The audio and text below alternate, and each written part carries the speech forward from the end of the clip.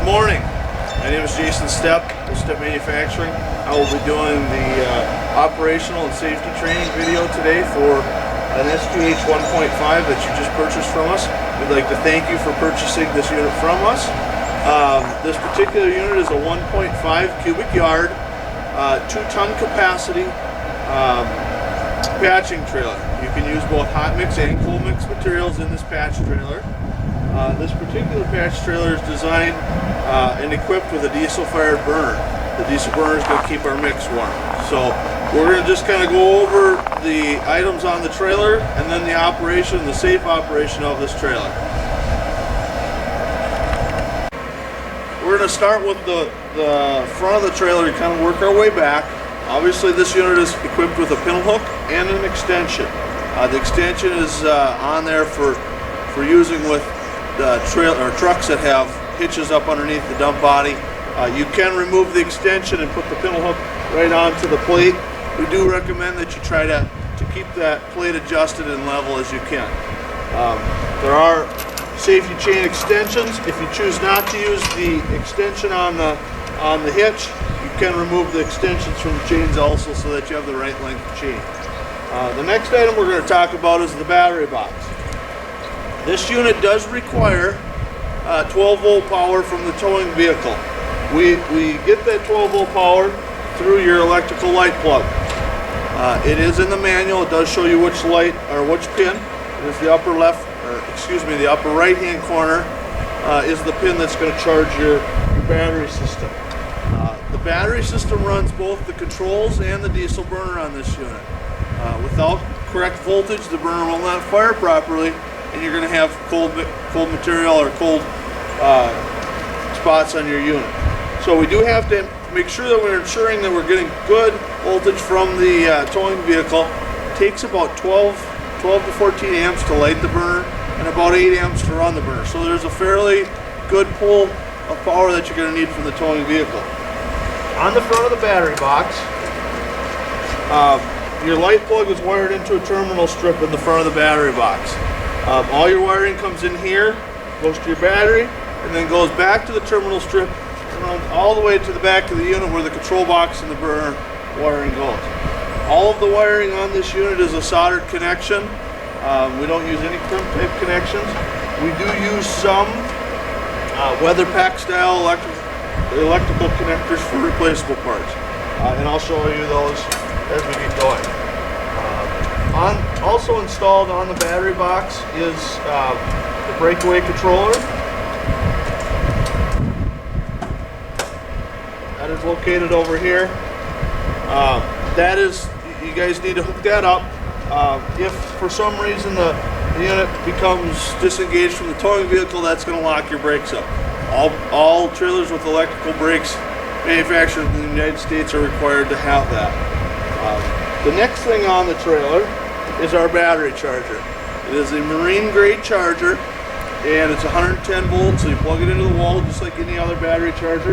The plug-in receptacle is on the side. It's pretty self-explanatory. You don't need to set anything. You plug it in. It's a smart charger, so when your battery comes up to full charge, the battery charger automatically shuts down. So pretty self-explanatory, nothing real special there. It's just a battery charger just to maintain your battery when you're not using the unit. If for some reason you want to fire the unit in the yard and you don't want to have your truck running, as long as you plug your battery charger in, the diesel burner will fire properly. So the battery charger again is located right behind the battery box. The next item we have is our fuel tank. We have a 25-gallon fuel capacity on this. This particular unit will run either diesel fuel in a number 2 blend, a number 1 blend, a blended fuel for wintertime use, and we strongly recommend a blended fuel or number 1 fuel if you're going to use this in real cold weather. And it will fire with biofuels. You do have to be a little careful with the biofuels because they do tend to gel up in the colder weather much easier. If you guys are using biofuel, I'm sure you've already experienced some of those issues. The diesel burner will fire on all of those different types of fuel. If you do switch fuels from a number 2 to a kerosene, you may have to make some minor burner adjustments. We'll go over that in a few minutes. We're going to talk about the burner system now. This is a 12 volt forced air burner. The burner is manufactured by Beckett Manufacturing. In the fuel system there is a shut off service valve.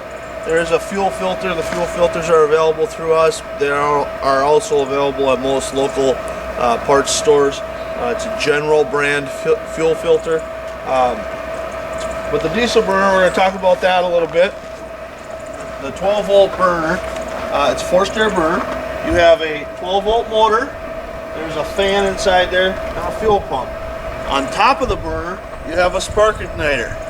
And then on the right hand side of the burner, you have a primary control. The primary control is the main brains of the burner. That's what tells the burner when to start the fuel, when to turn the fan on, when to start the spark. Once the fire is established, it senses the flame, sees it burning, and says continue to burn. That's where your flame out protection is all built right into that. If for some reason this burner tries to fire and it does not light, it's going to go into it's going to retry to light the burner. If it doesn't light the second time, it's actually going to lock itself out. If the burner locks itself out, you have to manually turn the power switch off, give it a few seconds, and turn it back on. The primary control is put on a weather pack quick connector. That is a part that you will at some point probably have to replace. The burner itself is fairly low maintenance. If you are using this in very cold weather, we strongly recommend a blended or a number 1 diesel fuel. They do burn much better in the cold weather. And as you can see today in our video, it's cold out today, so you'd want to run a blended fuel on a day like today. The burner does fire into a stainless steel replaceable liner that is bolted into the back of the burner flange here. That does slide out. We do want you to inspect that at least once a year to see if there's any damage to it or if it's burnt out. That is a replacement part, so you do want to just check that out because that's what takes all the intense heat of the burner. So at least once a year, inspect that, pull the burner out, take a look in there with a flashlight, or pull the whole thing out. If it's got excessive warpage or it's burned out, it's time to replace it. They're a fairly inexpensive replacement part. We're also going to show you how to operate the top doors. These top doors are equipped with gas assist shocks. We do put a secondary latch on them because with the gas assist shocks, it does take a lot of weight off the door, and they will flutter when you're driving down the road if you're not completely latched down. The top doors do lock in the up and in the down position. To operate the door handle, you pull the handle straight out, rotate the handle up, and open the door. You can see now that the door is locked in the up position, and like I said, when we go to release the door, you pull the latch down and close the door. The gas shock takes a tremendous amount of weight out of the top door. And again, to undo the handle, pull it out. There are grease fittings on these handle mechanisms. We strongly recommend that you keep them greased, especially if this unit is out in the winter time or outside in the elements if it's stored outside. Make sure that you keep those greased because you do need to pull that out on the shaft.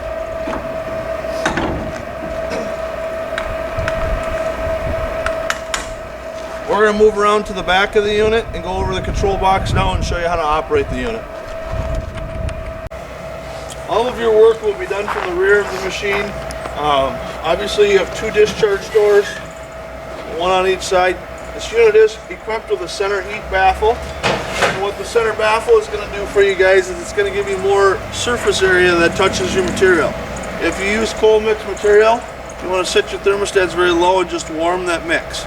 Cold patch materials do not accept heat real fast, so you got to kind of warm them up in a slower process. If you're using hot mix material, you can let that burner fire hard, and you shouldn't have any problems with that. But you do have 2 different sides, so you can shovel out of one side while the other side warms and rotate. It also shows you who's shoveling harder, the guy on the right side or the left side. So all of the operations are done from the rear control box here, guys. You've got a main power switch. This powers your thermostats. You'll notice when I turn the power switch on, the voltmeter comes up, and to adjust your temperature on your material, you just use the up and down arrows. There's 3 other buttons on the thermostat that are not for nothing more than the operation of programming the thermostat itself. You have a power switch for your strobe lamps that are located in the rear.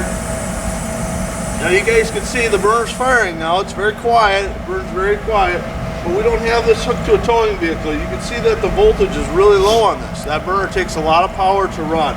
So you do need to make sure that that you do have it plugged into the towing vehicle or the battery charger plugged in. The battery is only going to last about 15 minutes, maybe 20 minutes on a good day without being plugged into something else. What will happen is the voltage on your battery will drop and the burner will start to spit and sputter, and it'll start to smoke, and it'll start to stink, and it'll eventually just go out, because as the voltage goes down, that fan inside the burner turns slower and slower. So that's the basic operations of this unit. It's a very simple unit to operate. The big thing, guys, whenever you're patching, make sure you have your safety equipment on, orange vest. Keep an eye out for traffic. We did paint this orange so that traffic should see it, but really the safe thing to do is have a vehicle that follows you for safety, or some type of strobe lights. Run your strobe lights on your patching vehicle.